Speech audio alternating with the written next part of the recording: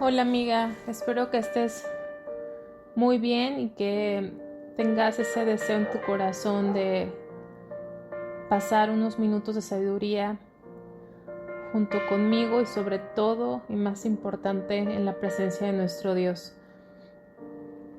Si puedes abrir tu Biblia en Proverbios capítulo 6, me gustaría mucho que leyeras conmigo.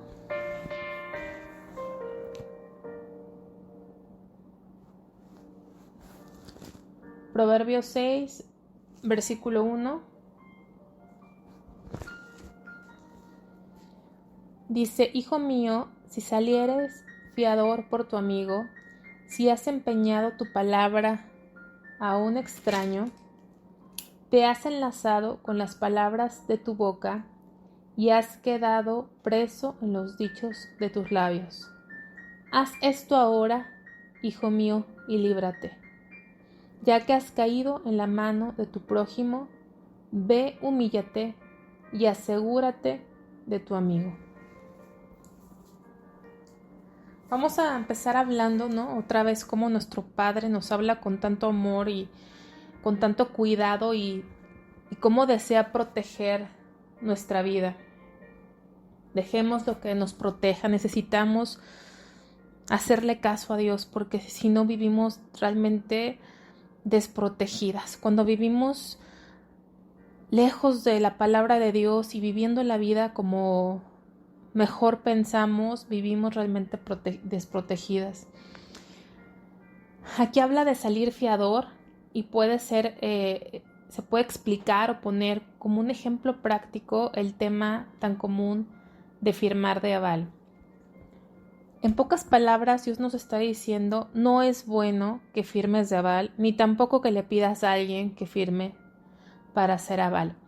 Algo que yo veo en base a mi experiencia, a lo mejor habrá una excepción, es que generalmente cuando alguien va a pedir un préstamo, que creo que todas nos hemos visto en esa necesidad, el promedio de la gente a nivel mundial somos asalariados o tenemos algún pequeño negocio, no tenemos la capacidad adquisitiva frecuentemente de comprar una casa al contado o algún bien o alguna inversión mayor al contado. Tenemos que recurrir al banco y lo que hace el banco es hacer un estudio para ver si nos autoriza ese préstamo o no.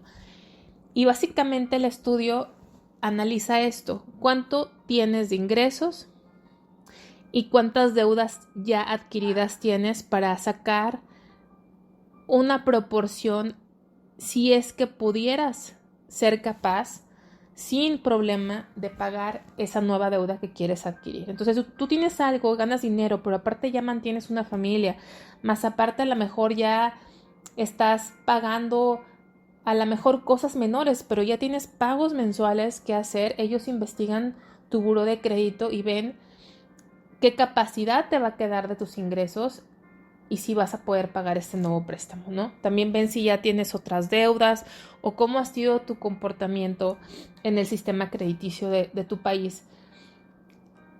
Lo que yo he visto en mi experiencia, más no quiere decir que sea así en todos los casos, es que el banco, cuando tienes ingresos y tus deudas son menores de tal forma que no le ven problema de acuerdo a los cálculos que hacen, porque ya hay un cálculo en su sistema, aparece que no tienes problema de pagar esta nueva deuda, te dan el crédito sin necesidad de firma de aval.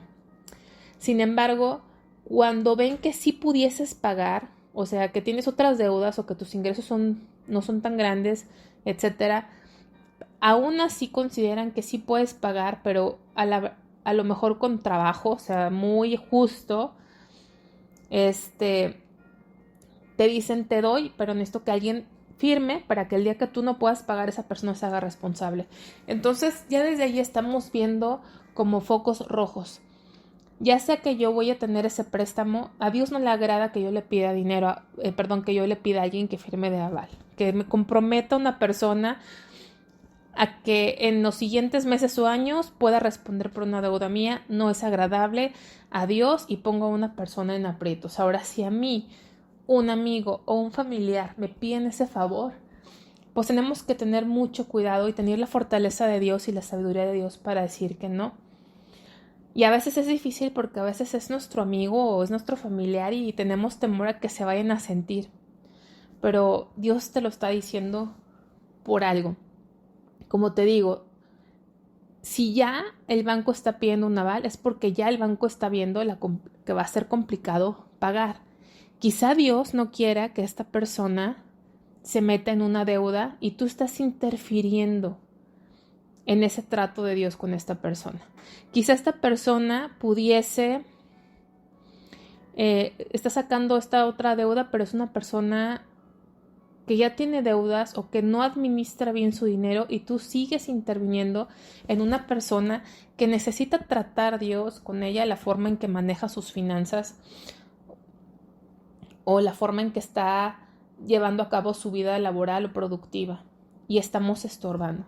Corres el riesgo de fracturar una relación y en primer lugar de ofender a Dios. Entonces, aquí está muy claro en la palabra de Dios que no es bueno en el 99% de los casos, porque voy a hablar de alguna excepción, pero en el 99% de los casos no va a resultar nada bueno. Te voy a poner un ejemplo recuerdo a un amigo que me platicó hace mucho que su papá tenía una compañera de trabajo con la que ya tenía trabajando mucho tiempo y esta compañera iba a comprar que unos televisores y le pidieron que alguien firmara de aval y como él la conocía, era su compañera de su trabajo, pues se le hizo fácil, como decimos mucho en México esa frase, se le hizo fácil, firmó, pues no creyó que nada malo fuese a pasar, pero resulta que por alguna razón que desconozco la señora ya no pudo pagar y él tuvo que pagar la deuda por un año y aparte para acabarla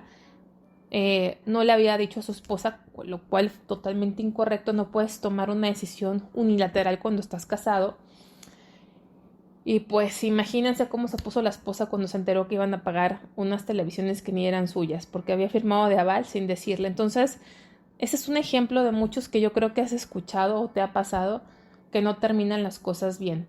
Ahora yo te quiero platicar de una ocasión en la Biblia que es una excepción, es un caso bastante particular, no es un caso cualquiera, que está en el libro de Filemón, y el libro de Filemón está antes del libro de Hebreos.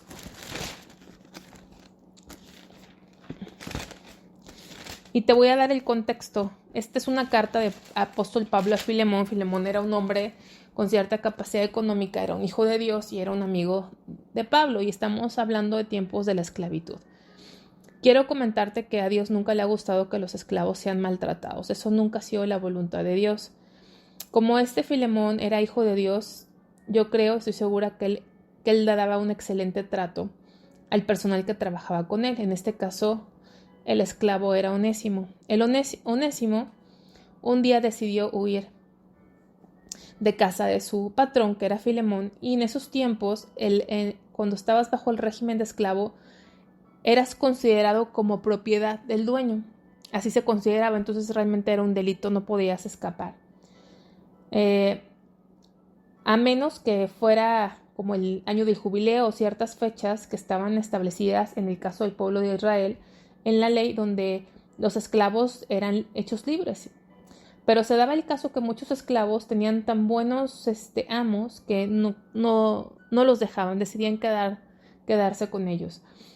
Entonces, bueno, para resumir esta historia, Onésimo sale de una forma incorrecta porque fue escapándose y resulta que conoce a Pablo y a través de Pablo encuentra al Señor Jesucristo y la salvación. Todo esto sabemos que no fue una casualidad, sino fue un plan ya que estaba establecido por Dios.